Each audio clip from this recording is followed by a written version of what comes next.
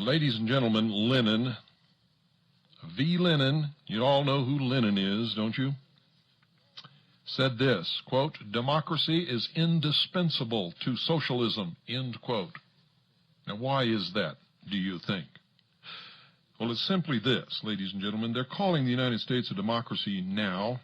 It is not, never has been. It is a constitutional republic.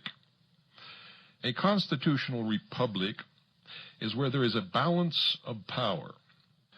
In the federal government, that balance consists of the executive branch, the judicial branch, and the legislative branch.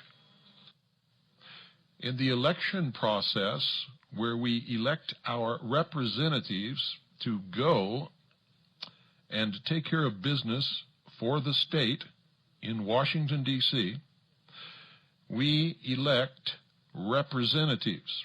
Our founders set this government up so that senators were picked by the state, not elected by the people. This would make sure that our constitutional republic could not become a democracy and thus turn into an oppressive, dictatorial, socialist state. For they understood the process well. The first step into turning the United States into a democracy was taking the power of the state to choose its own senators away and put it in the hands of the electorate, or the people. Whenever the people see that they can vote themselves whatever exists in the treasury, socialism quickly follows. For when the people find out that they can vote themselves whatever they want, and that's what's happening in the country today, people are voting themselves whatever they want, Congress is voting themselves whatever they want, everybody is moving this country more and more into socialism. With socialism eventually comes a dictatorship. With a dictatorship always comes fascism in its various forms, or total and absolute control and ownership by the state of everybody and everything, and that is known as communism.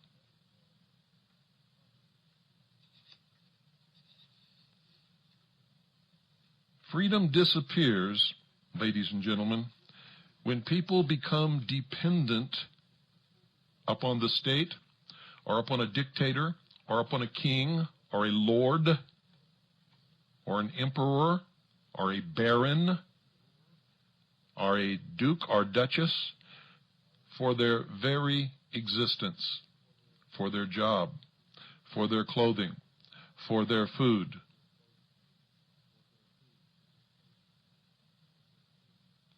When this happens, people, without even realizing it, have become enslaved. In the pursuit of laziness and in the pursuit of the dole, getting something for nothing, which, folks, is a dream that never, never comes true. There is no such thing as something for nothing. When you accept a benefit from a benefactor, you give away some of your rights, for the benefactor has a right to dictate the manner in which you use the benefit. When you become a child to a father or a mother, the father and the mother have the right to dictate what time the child gets up, what the child has to eat, what kind of work the child does, if the child goes to school or if the child does not, what time the child has to be in bed, whether the child can go out, whether the child can drive a car, whether the child can have a bicycle, whether the child gets any gifts at Christmas time or any other time of the year for that matter. And when people become dependent upon the state, they become the child and the state becomes the father. And you had better understand that. That is why Lenin understood, and our founding fathers understood, that democracy is indispensable to socialism. Did you ever wonder why the United Nations military is called peacekeepers? Because Karl Marx said this. Karl Marx wrote the Communist Manifesto. I quote, "Peace is the absence of all opposition to socialism," end quote. Let me say that one more time. Karl Marx, quote, "Peace is the absence of all opposition to socialism," end quote. Did you know, ladies and gentlemen, that Karl Marx was a bitter failure at absolutely everything that he ever tried? Have you ever really studied his life? Probably not. He was a bitter, absolute failure at every single thing he ever tried. Did you know that Karl Marx was a racist who hated Jews, blacks, and the common man, in particular Slavs? That's right, let me say it again. Karl Marx was a racist. He hated Jews, he hated blacks, and he hated the common man. Your Marxist professor in college didn't tell you that, did he? Did you know that Karl Marx was nothing more or less than a stooge for a wealthy capitalist named Friedrich Engels? Did you know that socialism was created by the rich as the ultimate method of enslaving and controlling the masses by making them totally and completely dependent upon the state? If not, ladies and gentlemen, I encourage you not to read college textbooks about socialism, but read the actual dialogues between Marx and Engels. You see, they were prolific writers. They wrote letters to each other and to other people their entire lives. Forget the textbooks. They're lying to you. Always, if you want to know the truth, go to the source. That's why I get so angry when somebody calls me to find out what their congressman is doing in Washington. Read the dialogues between Marx and Engels, and you will find it all laid out clearly for anyone to see. Even the sheeple will understand it. Of course, it's dry reading, and it takes a lot of time, and it's boring to wade through all of that crap, because that's what most of it is, absolute, total crap. But if you want to find the truth, you've got to do that. Those who have been teaching you the lie about socialism know that you won't, in most cases, ever even attempt it. Of course, before you start, I must tell you that you must have a brain and some rudimentary intelligence, something that most socialists apparently lack. For instance, let me take one little common big lie that the socialists have foisted upon the American people, and they have swallowed hook, line, and sinker. You see, the concept of right versus left. With the socialist given that the left extreme is communism, which is good somehow, left liberal, communism, socialism is good, and the right extreme is Nazi, bad. This has happened through repeated connection of Nazi with right, and not any basis in fact whatsoever. It is a deception of the greatest magnitude, for Nazi is not right, never was right, and can never be right, pun absolutely intended. You see, ladies and gentlemen, any scale must measure two extremes, or it's not a scale. In effect, heavy versus light, white versus black, light versus darkness, fat versus thin, and etc.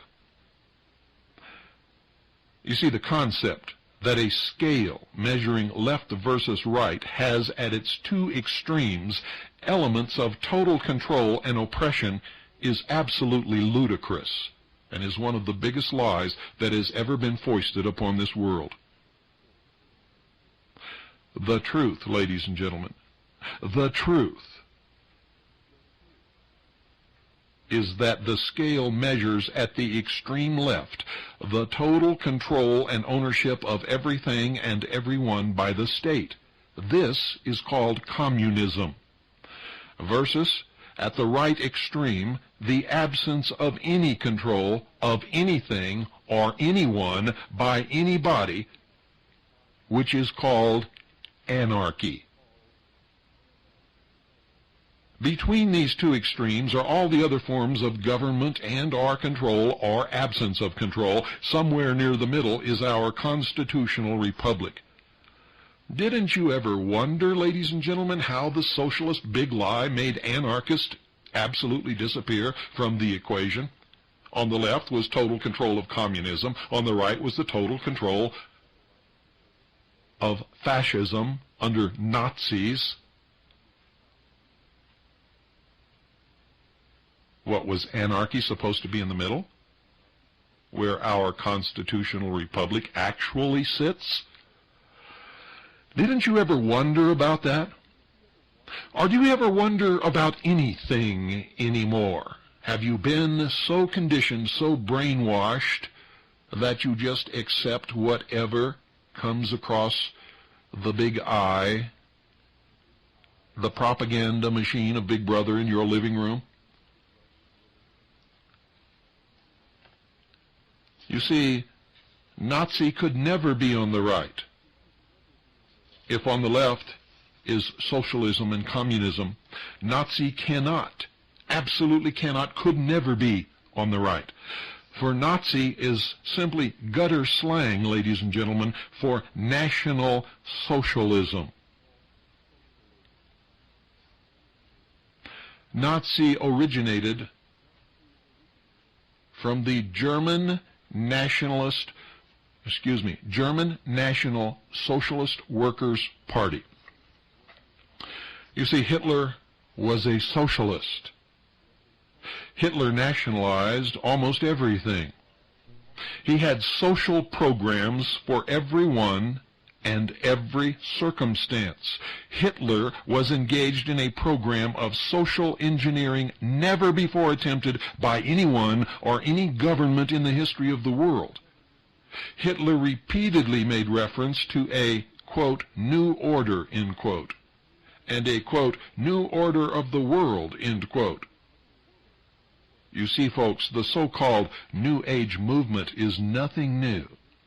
It actually originated in Nazi Germany, and most of what is extant now as New Age was, in fact, in vogue then. Communism is also a manifestation of socialism. Nazis can only exist on the left just above communism, which, by the way, exhibits more facets of fascism than the Nazis ever did. Murdered more people than the Nazis ever did. But that does not excuse what the Nazis did, don't get me wrong. What I am trying to do is show you the truth and expose the big lie under which you have been living for so many years.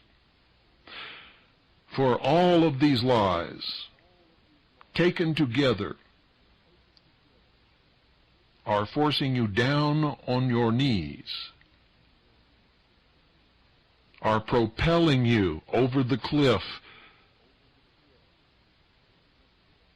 toward a death in a world of socialism where you will be enslaved in a cashless system of debt, chained to a computer forever, where ownership of private property is forbidden, and where the school in the community will be merged with the mental health center, and you will be required to attend from birth to grave. Another socialist lie is that fascism is an expression of the right. However, ladies and gentlemen, when one studies history, it is found to have only existed in socialist regimes. Fascism is an expression of control which only exists on the left, because on the left side of the scale is where control lives. It only exists in that place. Although communists and socialists will vehemently deny it, fascism only reaches its full potential in a communist system of government where literally everything is owned and controlled by the state. And the only thing that matters is the welfare of the state. The God is the state, the Father is the state, the provider is the state, and the executioner is the state. If you don't believe it, get out your dictionary. The Webster's Encyclopedic Unabridged Dictionary of the English Language defines fascism as, and I quote verbatim, one, period, sometimes capitalized, a governmental system led by a dictator having complete power, forcibly suppressing opposition and criticism, regimenting all industry, commerce, etc., and emphasizing an aggressive nationalism and often, but not always, racism.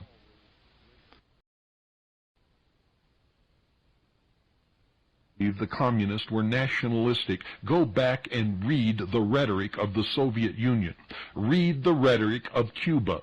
Read the rhetoric of every socialist and communist nation that has ever existed. And you will quickly discover that you are wrong. You say a world government cannot be nationalist? Yes, it can, ladies and gentlemen, and it will. And it is already beginning to show the signs of that. For if you are not in the politically correct frame of mind, where you speak of the world and the world community and the brotherhood of nations as the number one priority, what happens to you? The Soviet Union perfected a system called psychopolitics. We did some broadcasts on that.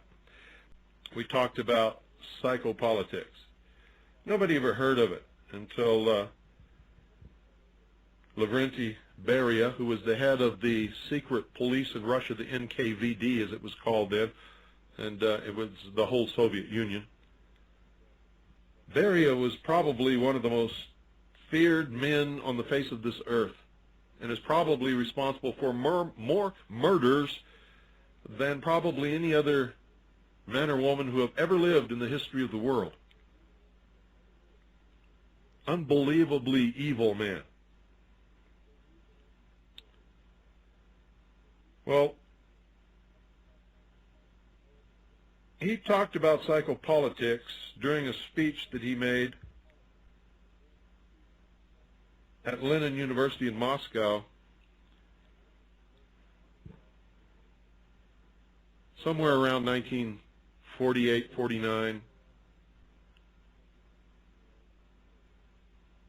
And none of the rest of the world had ever heard of it.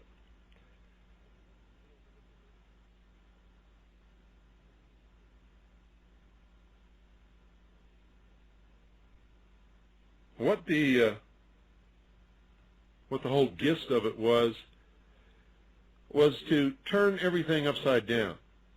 Make things that had traditionally been accepted in our culture and in our society as the very best things seem to be the very worst. To use our own laws and our own constitution and our own courts against us, which has certainly been done quite a bit, through interpretation and twisting of the meaning, through the changing of the meaning of words, through the demonization, and then as one gets in a position where they can hire others below them, they do so. When they get on a commission or a panel that's responsible for choosing people to do things, they make sure that socialists are chosen. And over a long period of time, what happens is they take over a country, and they change the meaning of words, and they change what is accepted and what is not. They demonize that which is detrimental to their cause, and they boost up and elevate that which helps their cause. They destroy morals and ethics. They destroy the minds of the young. They destroy the education system. They take over publishing and entertainment industries and begin a full-scale assault upon the population using psychopolitics.